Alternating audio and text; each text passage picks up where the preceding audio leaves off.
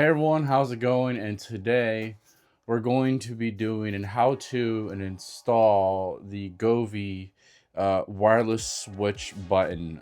This is the 2-pack, so 2 buttons come in here.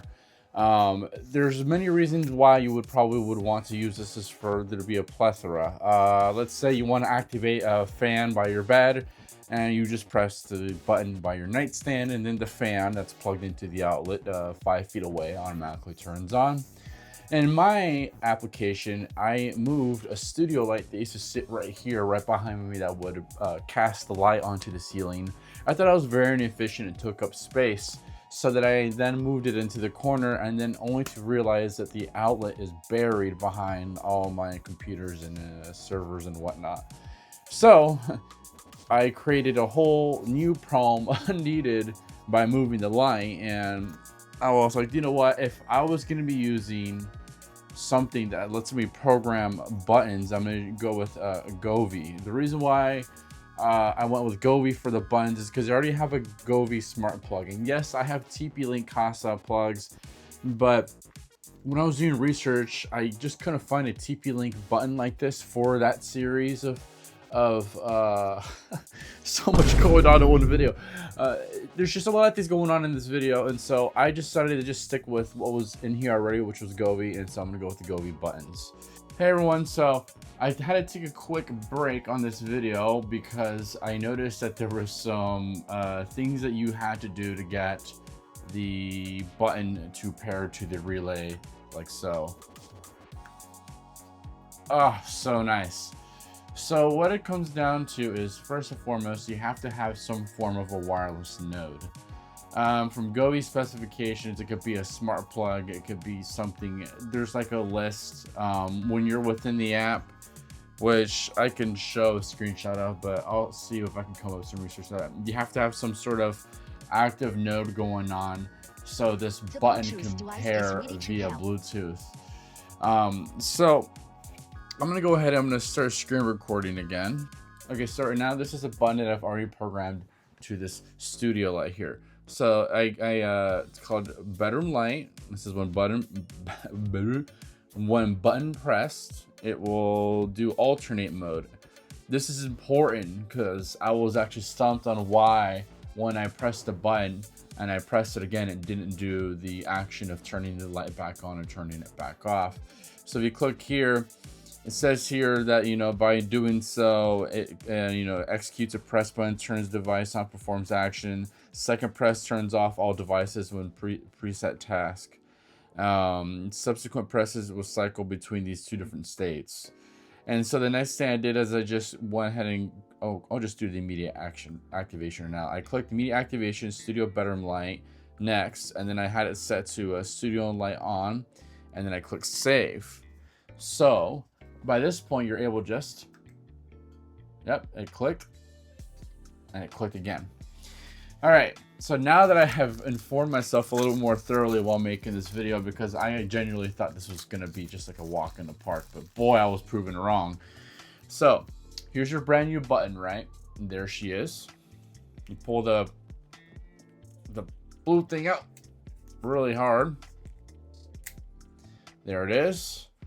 And then once that is done, I'm gonna back out of the app here, and I'm gonna go ahead and I'm going to add, oh yeah, see, there you go, distributed gateway, studio light bedroom, and then right there you see the button that's already been added. So right now I'm gonna go ahead and I'm gonna add another button here. I want to add this one. This one's gonna be going by my nightstand.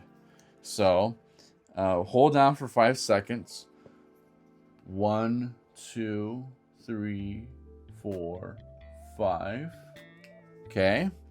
And then I do confirm operation. Just found the device immediately. And then I'm just gonna call it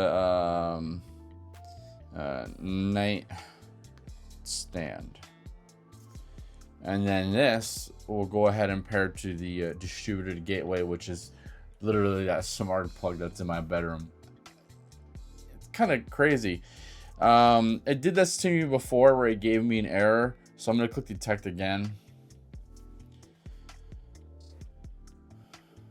I'm just gonna go ahead and click skip. Honestly, I skipped it and didn't give me any problems. Oh, and once I skipped once I skipped it, now it started to connect to the distributed gateway. So when button is pressed, I'm gonna do alternate mode. And then I'm gonna do immediate activation of the studio bedroom light. And then I'm gonna click save. Oh, I'm gonna click a name. Bedroom night stand. Bedroom night. I don't know, something like that. And I'm gonna click save. So when I click this, okay, cool. All right, now that we got that done, I'm gonna go ahead. I'm gonna close out of this application. We're not gonna need it anymore. We've just programmed both the buttons. Here's the other one. And again. So what I'm gonna go ahead and do now is I'm gonna move this camera and I'm gonna just start placing these around. This is like the finale of the video. All right, now we're at the handheld portion of this video. So here is one of the buttons with the 3M tape. That's ready to go. And then there's one of my mini hairs. I believe in, yeah, there's another one right there for this one.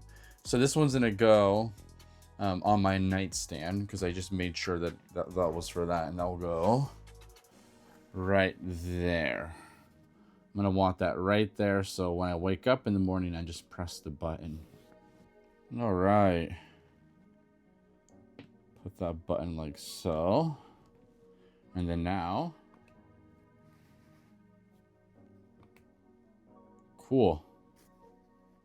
All right, so if you notice the room is dark, right now we're gonna grab our smart plug here. Remember, this is what acts as the node.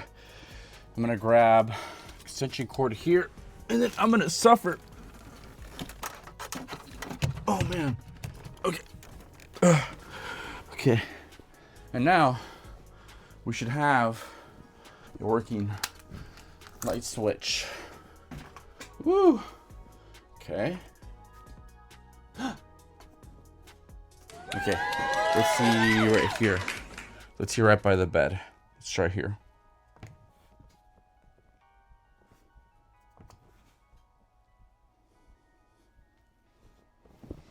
Well. And just like that, it works. So that's all, everyone. Thank you very much for watching this video. And I'll see you on the next one. Can you tell that desk ain't fun?